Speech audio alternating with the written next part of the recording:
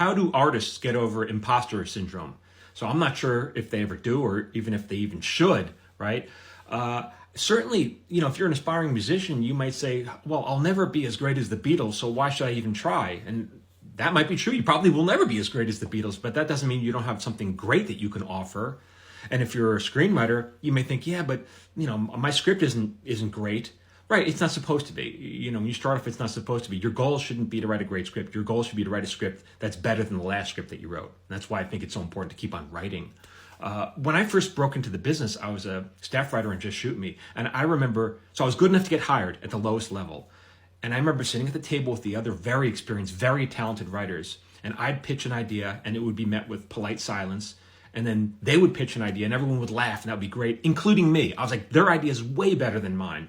And I remember thinking, I don't even deserve to sit at the same table with these people. And at lunch, I would ask them for their help and their advice. And, if you go into that with the honesty, I'm not even being humble. I'm just being honest.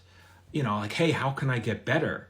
Then they want to help you. And if you want to learn, that's, but if you go into this attitude with the attitude of like, I'm already an expert, everyone's going to hate you, and you're probably not. And I've seen a lot of young writers get fired that way, or their contracts don't get picked up because they start arguing with people who they don't realize how little they don't know. They don't know what they don't know. You understand?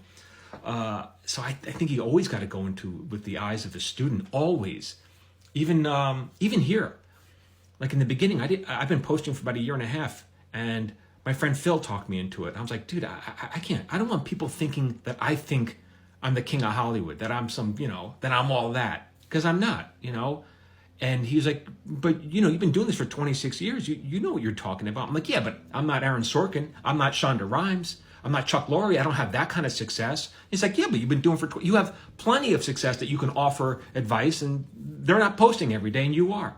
I'm like, all right, well, I guess I can help in that sense, but I'm not deluding myself. And when I'll watch like Phoebe Waller-Bridge, I thought she had more than a couple of monologues in Fleabag, which were absolutely stunningly perfectly written. It was amazing. And I'm like, wow, how did she do that? Or I'll read David Sedaris. I love his writing.